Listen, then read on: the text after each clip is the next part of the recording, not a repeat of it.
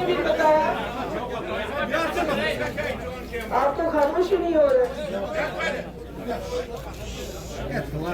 آج ہم بہت دیر کے بعد ہماری ملاقات ہو رہی ہے, جنرل کونسل کی میٹنگ ہو رہی ہے, اور ایسے وقت میں ہو رہی ہے کہ جب جموں کشمیر کے حالات اور ہمارے پارٹی کے حالات کچھ مختلف نہیں ہے ایک دوسرے سے.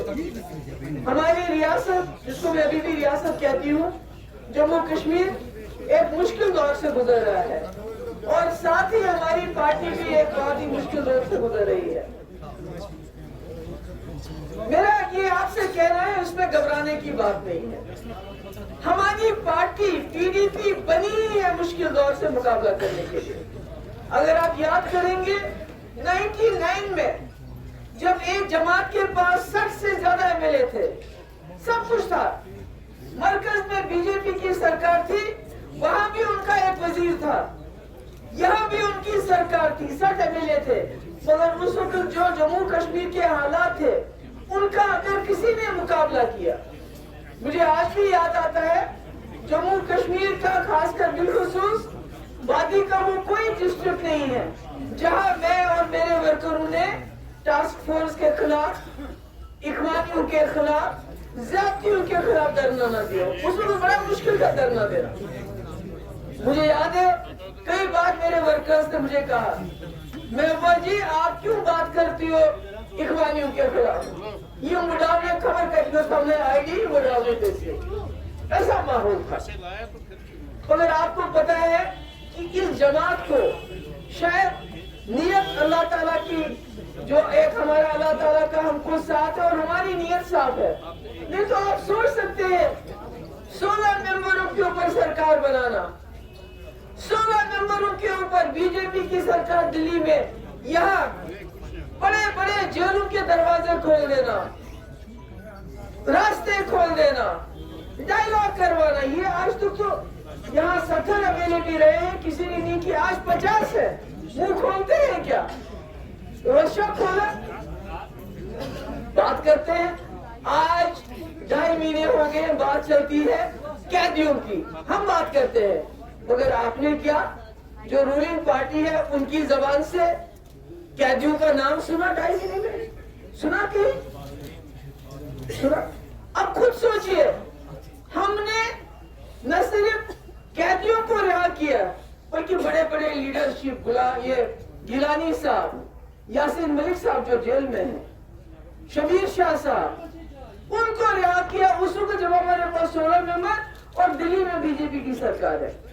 آج بھی وہی ماحول ہے, آج بھی دلی میں بی جے پی کی سرکار ہے اور یہاں نیشنل کانفرنس کے پاس 50 ایم ایل اے ہیں. آپ خود ہی اندازہ لگائیے کہ جب میں کہتی ہوں پی ڈی پی بنی ہے چیلنجز کا مقابلہ کرنے کے لیے, مشکلات کا مقابلہ کرنے کے لیے, اور ڈٹ کے مقابلہ کرتی بھی ہے. میں نے سنا, ابھی ہم کسی کی مخالفت نہیں کرنا چاہتے ہیں, لوگوں نے ان کو مینڈیٹ دیا ہے, ہم چاہتے ہیں کہ یہ لوگوں کے کام کریں. مگر مجھے حیرانگی ہوگی جب وزیر اعلیٰ صاحب نے کہا اپنی پارٹی کو آپ چپ ہو جاؤ, خاموش رہو, بات مت کرو. ہم تو سوچتے تھے یہاں جب ایک چنی سرکار آئے گی, چنندہ سرکار آئے گی, جو جموں کشمیر کی خاموشی ہے وہ خاموشی ٹوٹے گی. یہاں جو لوگ مصیبت پہ پھنسے ہیں وہ بات کریں گے اور یہ لوگ ان کی بات کریں گے. بے روزگاری عروج پہ, اس میں بھی جو ہمارے نیٹ کے ایگزام, اس میں 50% پہلے پورے ملک کو جاتی ہے سیٹیں, اس کے بعد جو بچتا ہے اس میں بھی جو اوپن کیٹیگری والے ناراض, ریزرویشن والے ناراض کہ ہمارا کوٹا کم ہے, اوپن کیٹیگری والے بتاتے ہیں ہمارے ساتھ ظلم ہو رہا ہے, بجلی کا کہیں نام و نشان نہیں ہے. تو یہ سب مصیبتیں, میں تو بڑی بات نہیں کر رہی ہوں, میں مسئلہ کشمیر کی بات کی حل کی بات نہیں کر رہی ہوں, میں 370 کی بھی ان سے ایکسپیکٹیشن نہیں کرتی. انہوں نے تو اسٹیٹ ہوڈ کے لیے بھی بولا اپنی پارٹی کو چپ کر کے بیٹھے, بات مت کرو. تو ایسے میں کون بات کرے گا؟ ایسے میں پھر آپ کے کندھوں پہ یہ ذمہ داری آتی. مجھے معلوم ہے آپ لوگ شاید اپنی جگہ ملال ہے آپ لوگوں کو, کہ لوگوں نے ہمیں ووٹ نہیں دیا، ہم کیوں بات کریں؟ نہیں، PDP بنی ہی ہے جموں کشمیر کے لوگوں کی دل کی آواز بننے کے لیے، دل کی بات کرنے کے لیے۔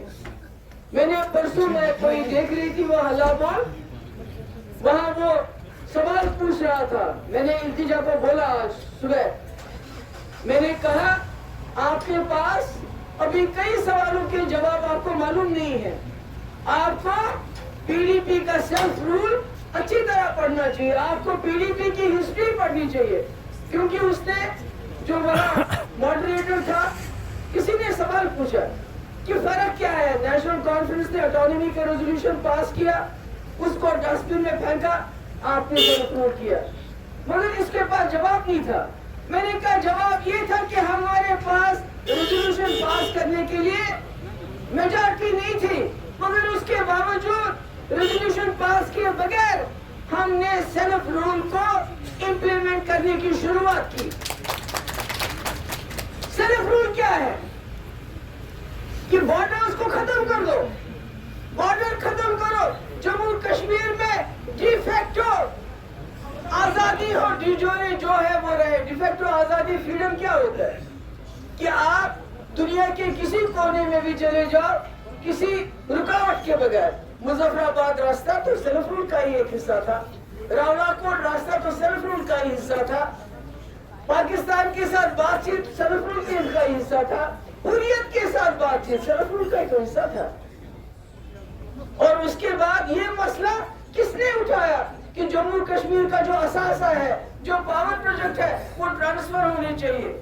وہ تو اسی 16، 21، 28 والی پارٹی نے یہ مسئلے اٹھائے، 50 اور 60 والی تو نے تو پر پچھلے 70 سال میں نہیں اٹھائے۔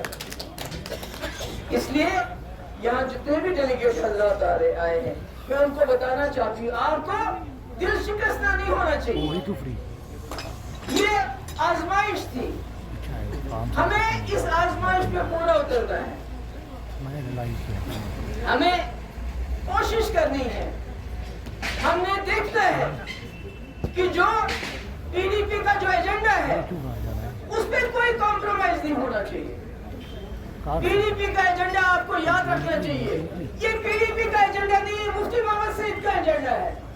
وہ مفتی محمد سعید صاحب جنہوں نے پوری زندگی میں 3 سال اور 10 مہینے چیف منسٹر رہے جموں کشمیر کے، مگر جو کام انہوں نے اس میں کیا وہ آج تک کسی نے 50 سال کی لیڈرشپ میں نہیں کیا ہوا ہے۔ ان کا ویژن، ان کی سوچ، ان کا سمجھ۔ جب میں نے 2014-15 میں مفتی صاحب سے کہا، جب ہماری BJP کے ساتھ بات، پہلے تو BJP کے پاس ہم نہیں گئے، BJP ہمارے دروازے پہ آئی اور کسی معمولی آدمی کو نہیں بھیجا، جنرل سیکرٹری کو بھیجا، ہم نہیں گئے۔ اور اس کے بعد جب بات چیت چل رہی تھی تو میں نے مفتی صاحب سے کچھ سوال کیے، تو انہوں نے مجھے کہا دیکھو محبوبہ، اگر مجھے جموں کشمیر کو اس دلدل سے نکالنا ہے تو وہ دلی کی مدد کے بغیر آپ نہیں نکال سکتی۔ انہوں نے کہا اگر جموں کشمیر کو اکٹھا رکھنا ہے تو آپ جموں کے مینڈیٹ کو اگنور نہیں کر سکتی ہو۔ ہمارے پاس تو 28 ہی تھے، آج تو ان کے پاس 50 ہے۔ میرے خیال میں شاید ہی کوئی دروازہ دلی میں ہے جہاں اس وقت کی سرکار نہیں پہنچی۔ بتا مجھے کہاں نہیں گئے وہ؟ کیوں؟ کیونکہ جو بات مفتی صاحب نے کہی تھی کہ جموں کشمیر کو دلدل سے نکالنے کے لیے دلی کا ساتھ ضروری ہے، ان کو ایک تجربہ تھا۔ انہوں نے اٹل بہاری واجپئی سے کے ساتھ کام کیا، وہ اٹل بہاری واجپئی جنہوں نے مظفر آباد روڈ کھولنے کی بنیاد ڈالی، راولا کوٹ روڈ کھولنے کی بنیاد ڈالی، پھر بے شک اس کو UPA کی سرکار میں کھولا، جنہوں نے مشرف سے ڈائلاگ کیا، جو پاکستان گئے جنہوں نے حریت سے ڈائلاگ کیا۔ مفتی صاحب اسی پروسیس کو آگے چلانا چاہتے تھے، وہ بڑی بات تھی، مگر آج کی سرکار چھوٹے چھوٹے دن جو کام ہے ان کے لیے دلی کے دروازوں پہ جانے کی ضرورت پڑتی ہے۔ تو یہ سوچنے والی بات ہے کہ مفتی صاحب کا نظریہ، مفتی صاحب کی سوچ، اور وہی سوچ ہے PDP کا ایجنڈا جس کو آپ نے دو دو ہاتھوں سے پکڑ کے رکھنا ہے, چھوڑنا نہیں ہے. کیونکہ اگر جموں کشمیر کو ہم نے اس دلدل سے نکالنا ہے, اس مصیبت سے نکالنا ہے, تو پھر ہمیں دن رات ویسے ہی کرنا پڑے گا جیسے ہم 96 سے کام کرتے آئے. بیٹھنا نہیں ہے.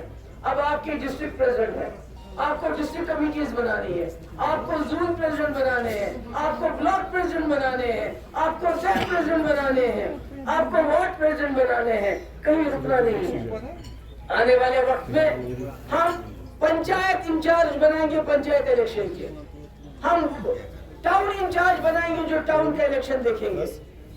مگر کام بہت ہے, آگے کرنے کے لیے کام بہت ہے. اس لیے میری آپ سب سے, آپ سب آئے ہو, جموں سے آئے ہیں, کٹھوا سے آئے, پتہ نہیں کہاں سے, یہاں سے جموں کے ساتھیوں کو میں اپنے کشمیر کے ساتھیوں کو بتانا چاہتی ہوں, جموں کا ایک میرا ساتھی ہزاروں کے برابر. کیونکہ انہوں نے اتنے مشکل حالات میں جب جموں میں گئی اور جس طرح یہ الیکشن لڑ رہے تھے, واللہ بی جے پی اور کانگریس والے اگر کانگریس اتنے دل سے الیکشن لڑتی تو شاید وہاں کا رزلٹ کچھ اور ہوتا جتنے ہمارے لوگ الیکشن لڑ رہے تھے. اس لیے مجھے آپ لوگوں سے یہ کہنا ہے کہ ہماری ذمہ داری بہت زیادہ ہے, ہمارے کندھوں پہ بہت بڑی ذمہ داری ہے. اس وقت بے روزگاری آسمان کو چھو رہی ہے, لوگ ہمارے نوجوان ہمارے ڈپریشن کا شکار ہو رہے ہیں. اس وقت ریزرویشن کے بارے میں لوگ بات کرتے ہیں. ہمارا یہ ماننا ہے جو کمزور طبقہ ہے, جو شیڈول ٹرائب ہے, شیڈول کاسٹ ہے, بے شک ان کی ریزرویشن ضروری ہے, مگر جو اوپن کیٹیگری کے لوگ ہیں, جو اوپن میرٹ کے لوگ ہیں, ان کے گردن پہ چھری رکھ کے نہیں رکھنی ہے, ان کا مستقبل برباد نہیں کرنا ہے. کیونکہ ابھی دیکھیے نیٹ میں اگر 500 سیٹیں ہیں, 250